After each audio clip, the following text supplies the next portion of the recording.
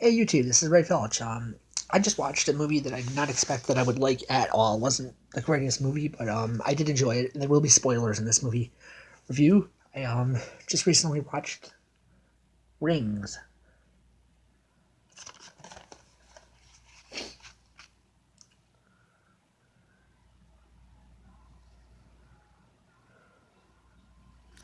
First off, I'm going to say the DVD Blu-ray has deleted and extended scenes that are kind of interesting. Not really a big fan of it. I wasn't a fan of the first two movies at all. When this came out, it was in the very early 2000s, the first two, and I didn't give a crap about them. I was already a fan of The Exorcist, Chucky, Halloween, so by the time this movie came out, I didn't give a crap at all. I didn't get what people's hype was about it. I didn't understand it. I didn't care. But I will admit, this one was definitely quite an improvement. Still not perfect, but it was better than the first two. It's basically a reboot. And the first thing I love about this movie is that because we don't nobody watches VHS anymore, so David from Roseanne, Johnny Gillick, you know who I'm talking about, also on The Big Bang Theory, comes across an old VHS player. I miss VHS players so much. And he pries it open to find that there's a videotape in it, or it's a tape that is. He plays it. He gets the message on his phone. 7 days later, he's gonna die. The first problem I do have though is how does, once you watch the tape, how do they know to call you? How do they have your phone number to do that? I mean, that's the first problem I don't understand. It's like she just knows to call you. Just like 7 days. How did you get the phone number? Well, this one though revolves around a group of people now. Just like in the second one, there was like a little mini movie they did. Well, this one's the full length basically on that. A group of people that have watched it are trying to get other people to watch it, and I believe it's Amy Taggart. Her name is Sky in the movie, just to be clear. I'll save some time here. Sky. She's in that Scream TV series. I don't know. I don't really care about that. Tries to get Holt, his girlfriend, to watch it so she can be saved before her time is up. Naturally, she does not make it in time. Hoyt and Julia end up on a mission to try to find out the source of the tape, try to find out who the girl is, how they can try to put this to stop it for the final, put this to rest for the final time, and spoiler alert, of course, it does not stop at the end. I won't give exactly away how it does, but they cannot put it to rest. It's going to go on forever.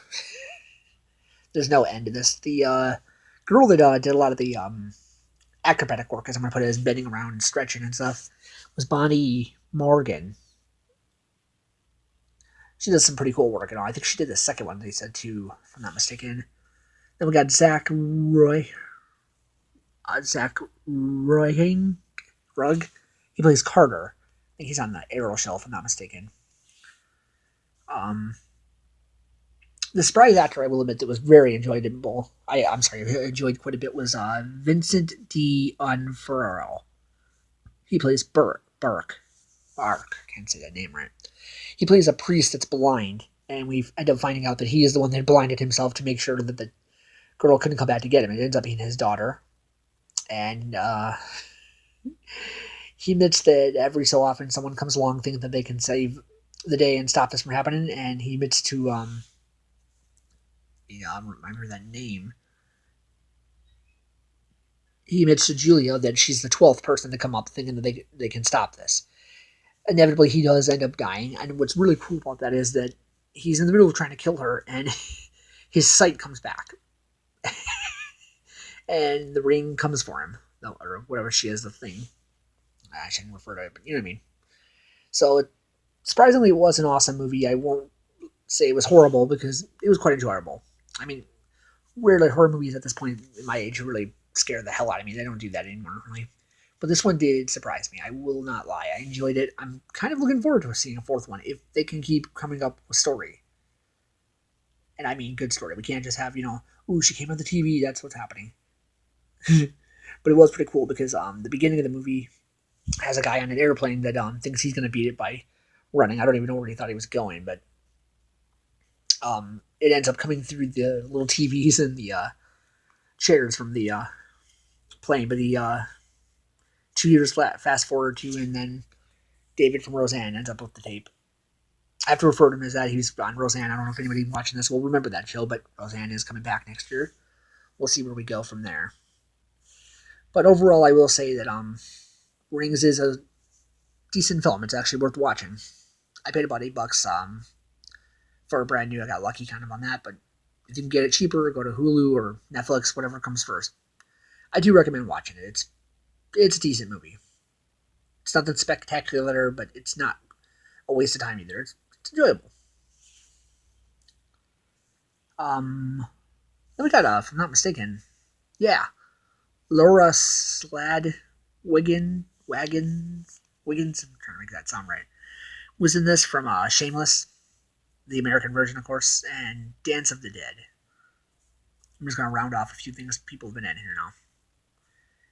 Johnny Gillick is also, of course, from Big Bang Theory. I know you know that real well. I Know What You Did Last Summer, and National Lampoon's Christmas, 1989, my year. That was a great movie, actually. Um, Actress named Adria Paulwall is in this. I guess she was on the Twilight movie, some of those, and God, those movies are crap. Club Girl 7, Kata Atkins. It looks like this is her first movie. I don't really think she's going. I don't know if she'll be anything else or not.